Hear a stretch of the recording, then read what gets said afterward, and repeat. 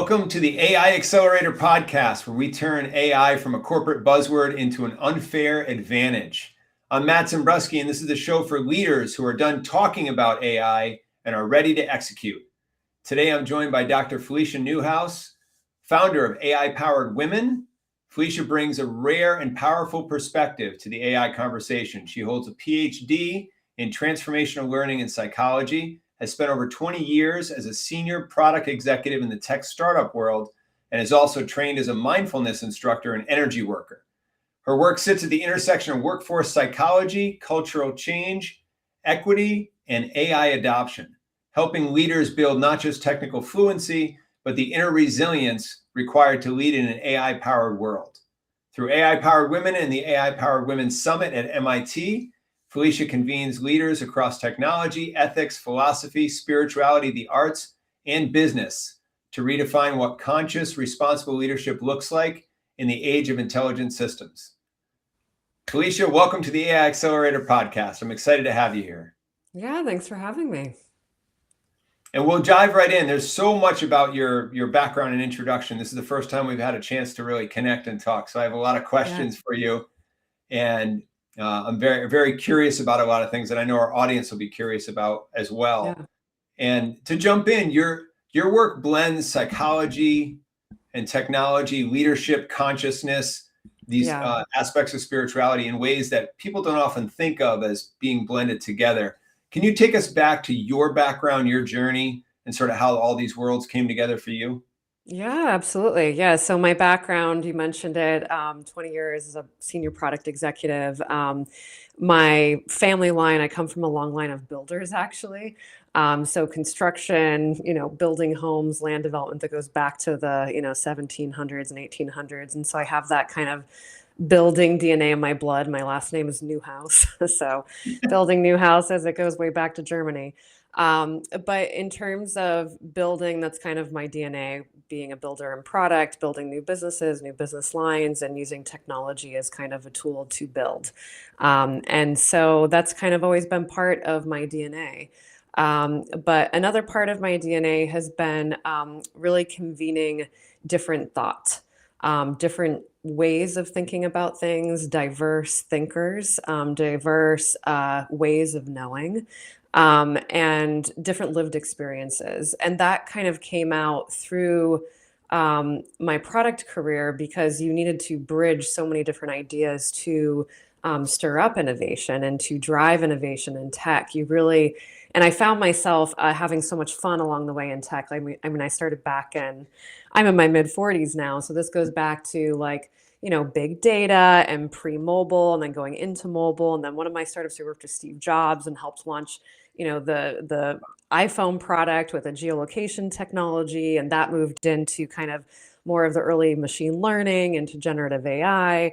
And just watching all these different technologies evolve over the course of my career. I mean, it requires a huge sense of almost childlike play and awe and creativity and innovation to create these things. So you have to be able to be very open-minded and bridge together a lot of different ways of thinking to create something that's truly disruptive and innovative. So those are the types of people I found myself surrounded by.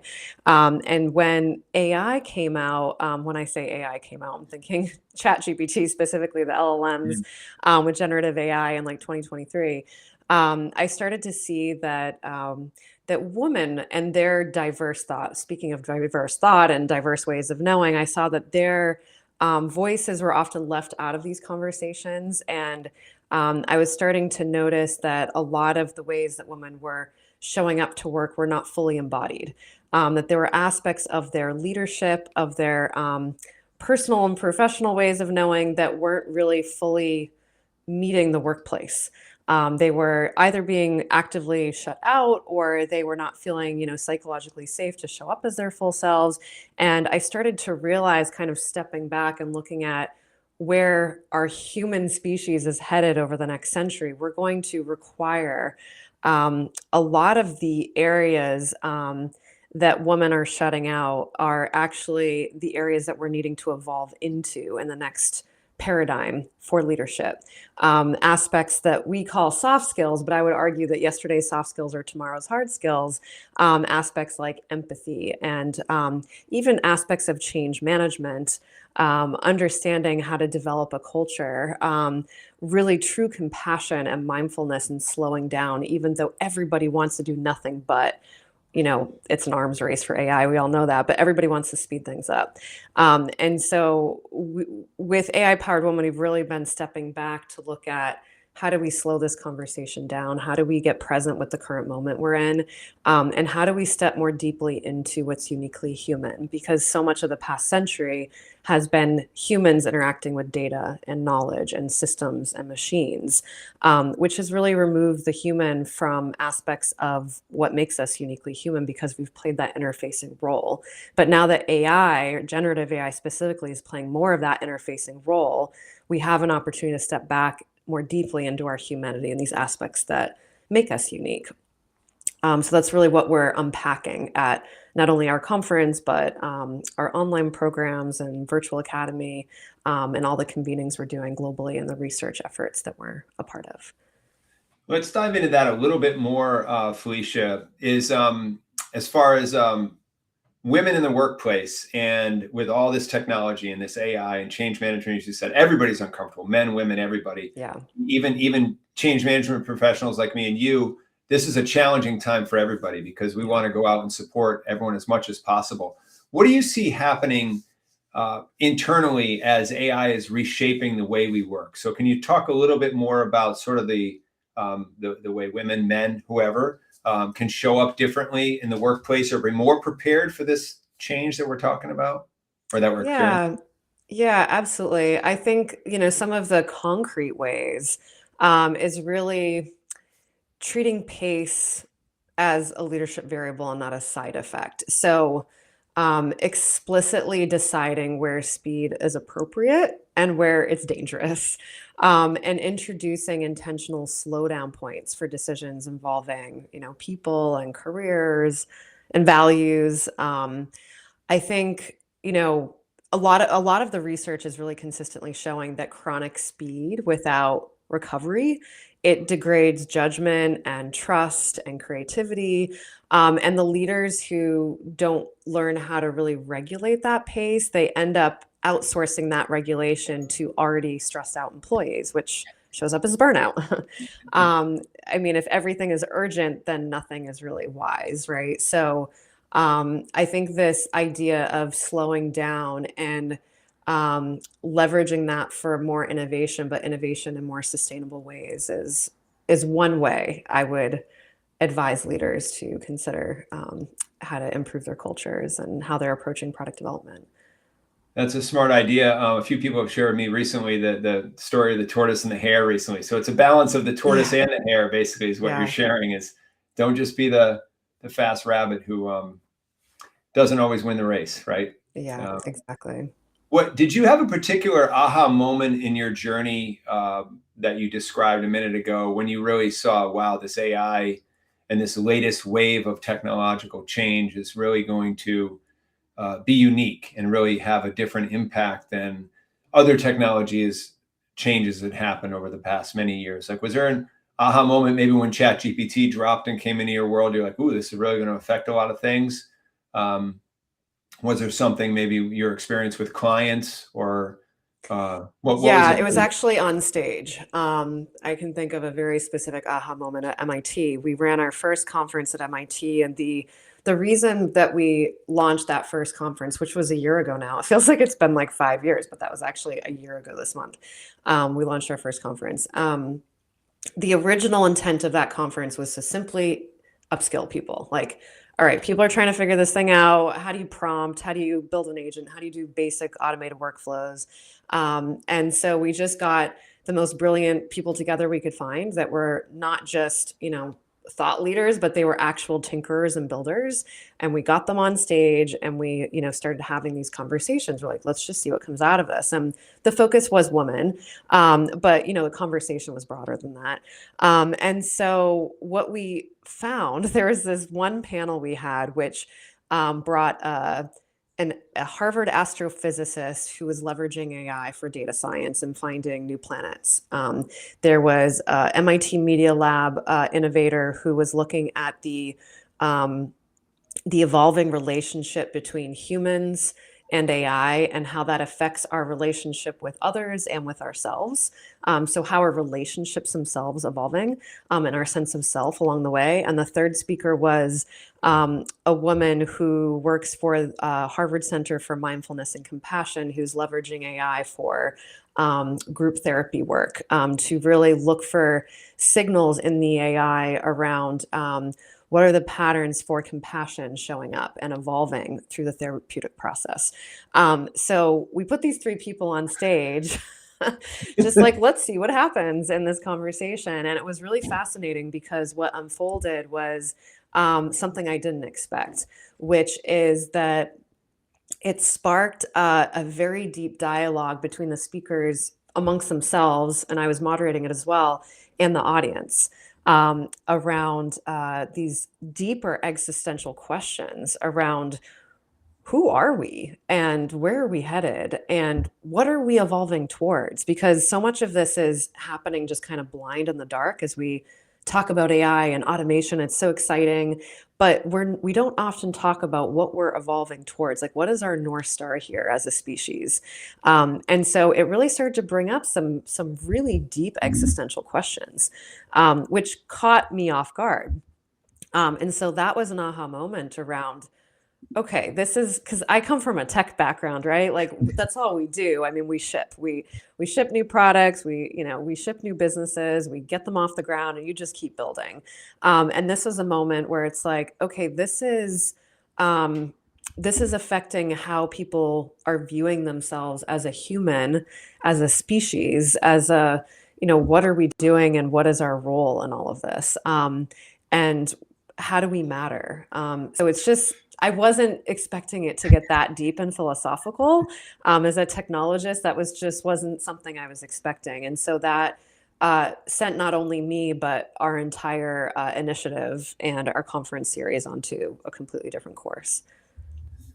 On that, I've heard the talk of purpose and like what happens when all these things change and if AI is doing more of the work that we had been doing and things like that. So did that come up in that existential conversation, or did that like change it sounded like that changed some of the perspective of your organization and community over the last 12 months. Now you started to think a little bit more about purpose and why are we here? What are we doing? How are we showing up? And like, what does the future really look like for us? And like, how do we show up in a stronger way, more effective way? All of those things. And it also is bringing up the type of leadership that this moment is actually requiring.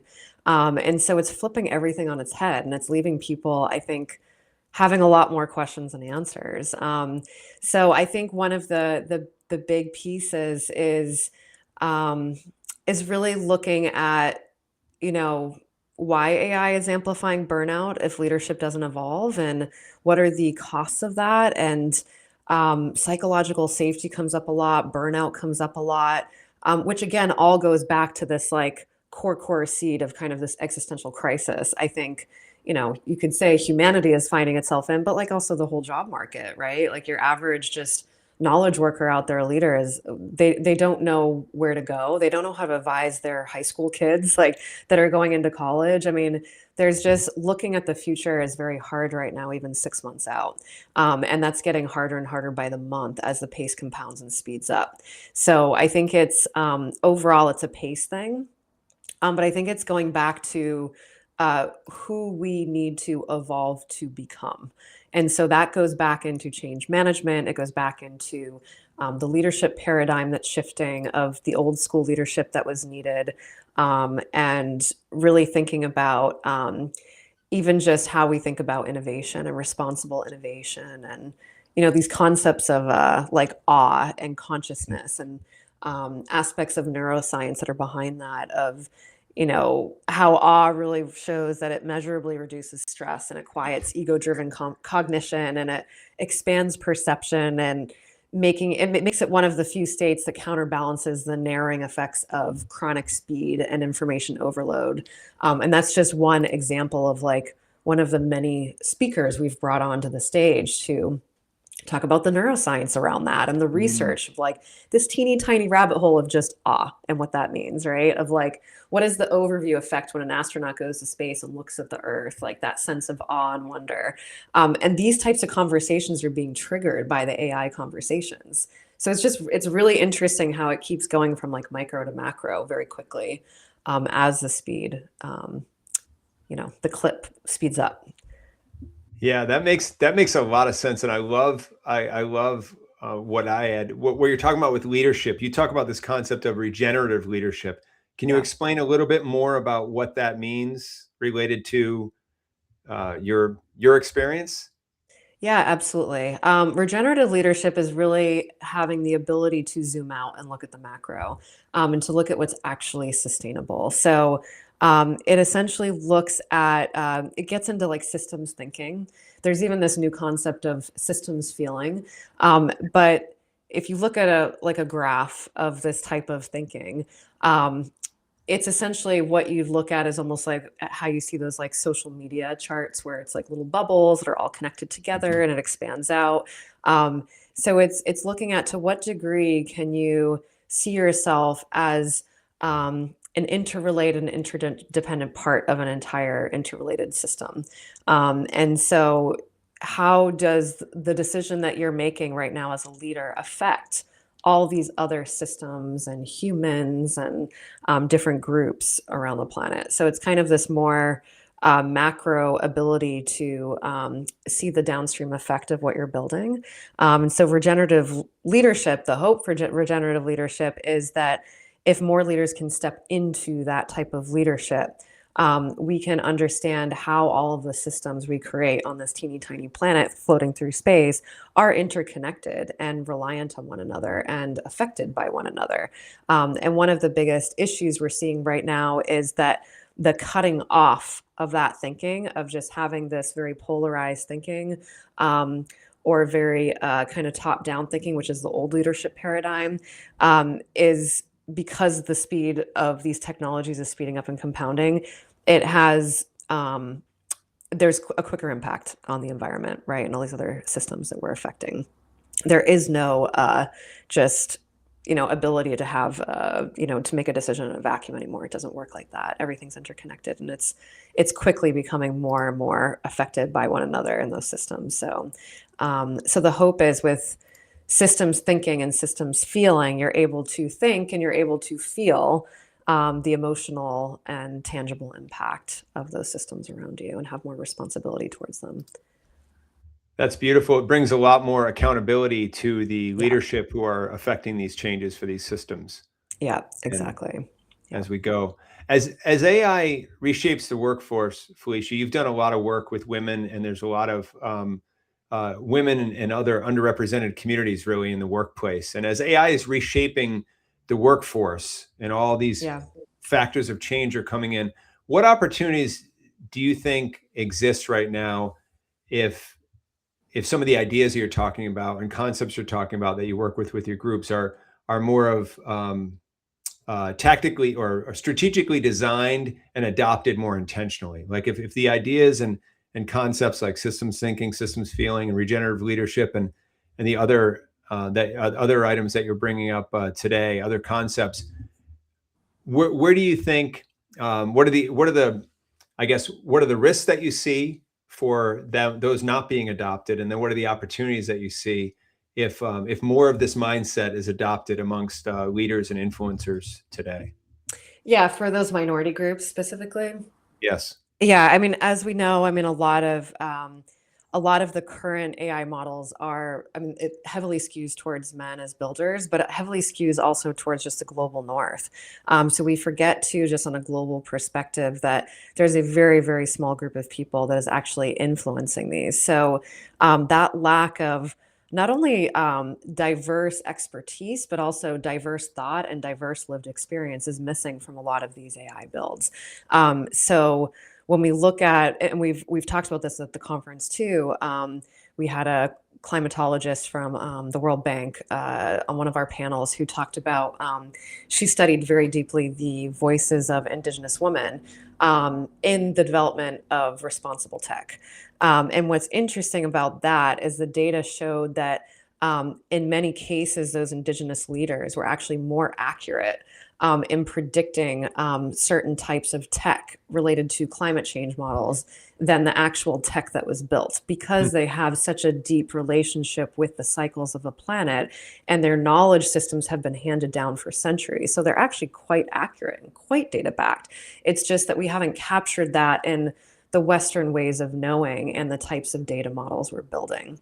So there's so many different types of intelligences that we don't really consider bring into these models, because the builders quite simply don't have exposure to them, or they're just not in our knowledge systems. Like, I remember when I was starting out my PhD research, one of the big things you're taught as a researcher is, okay, your job as a researcher is to carve out a new body of knowledge. But before you do that, you have to prove that there is indeed a gap for that body of knowledge, right? So you have to painstakingly go through all of these, like, centuries of thought, right? Which are mostly, privileged white men from like Western culture, right? And you have to dig through and be like, you have to point to these people and say, well, he said that, and he said that, and he said that. So therefore there is a gap, and therefore I'm allowed to say this as a researcher. So the way that we construct knowledge can also be fundamentally flawed in some ways. So as we're building these new models, and it's like, you think of it as technology, and I've been a technologist my whole life, but AI is different because it's quite literally creating new forms of knowledge, right? Like, the content on the internet now is mostly AI generated. The way people are seeking out new information and answers and knowledge is actually coming out of LLMs like ChatGPT. Like, people aren't even going to Google anymore. And that's all, it's disrupting the SEO and all of that stuff. But most importantly, it's disrupting knowledge as a whole. So that starts to get very interesting. It presents opportunities, but it also presents some really dangerous evolutions of knowledge and what we know to be true as fact and truth. So it's very, very true. The brilliant perspectives. I love the way that you're weaving the aspects of spirituality, leadership, underrepresented communities, all with AI and technology, and with your tech-centric background as well.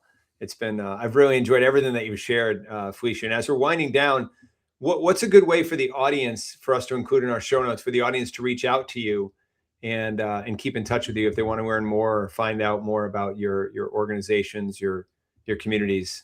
yeah, absolutely. Follow AI-Powered Women. We're on social media, LinkedIn, all the places. Connect at AI-poweredwoman.com if you want to get in touch. And our website is AI-poweredwoman.com. So you can read about our research, our conferences at MIT, and we're expanding internationally to some new cities. Africa is next, South America, and then London. So we're expanding internationally, and excited to get in front of new audiences and thought leaders and just keep expanding through the globe. So, well, thank you so much for being on the podcast, Felicia. I really, really appreciate it. Really, really enjoyed everything that you shared. And thank you so much for your time and energy today. yeah, thanks for having me.